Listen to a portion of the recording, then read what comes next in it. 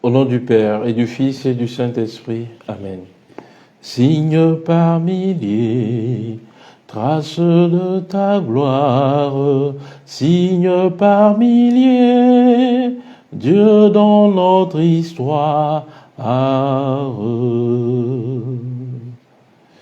Évangile de Jésus-Christ selon saint Matthieu. En ce temps-là, quelques-uns des scribes et des pharisiens adressèrent la parole à Jésus.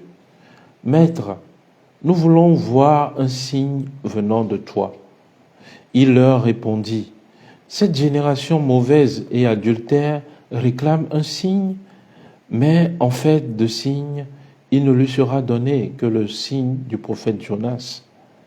En effet, comme Jonas est resté dans le ventre du monstre marin 3 jours et 3 nuits, le Fils de l'homme restera de même au cœur de la terre 3 jours et 3 nuits.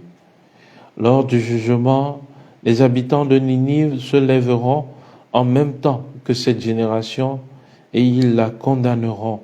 En effet, ils se sont convertis en réponse à la proclamation faite par Jonas.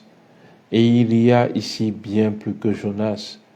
Lors du jugement, la reine de Saba se dressera en même temps que cette génération, et elle la condamnera.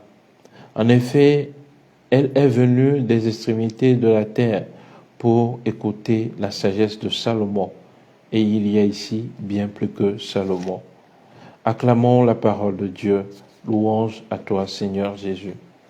Bien-aimés de Dieu, beaucoup d'entre nous cherchent des signes pour prouver l'existence de Dieu, des signes pour savoir que, Dieu existe vraiment. Et le Seigneur Jésus-Christ nous donne le plus grand signe qu'il y ait en tant que chrétien, c'est la résurrection. Jésus est mort, vivant et ressuscité.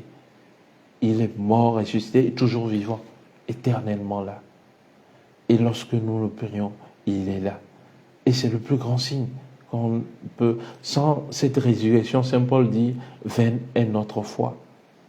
Alors pour nous chrétiens, aujourd'hui, nous qui doutons encore du Christ, ou pour le monde qui doute encore du Christ, il est évident que le Christ est ressuscité. Appelez-le, invoquez-le, et vous verrez combien il vous répondra. La lettre aux Romains, au chapitre 10, verset 10, nous dit, si tu crois, si tu confesses de ta bouche que Jésus-Christ est Seigneur, et si tu crois dans ton cœur que Dieu l'a ressuscité d'entre les morts, alors tu seras sauvé. C'est ce qu'il nous faut pour être sauvé. Confesser et croire que Jésus est Seigneur et est ressuscité dans nos vies.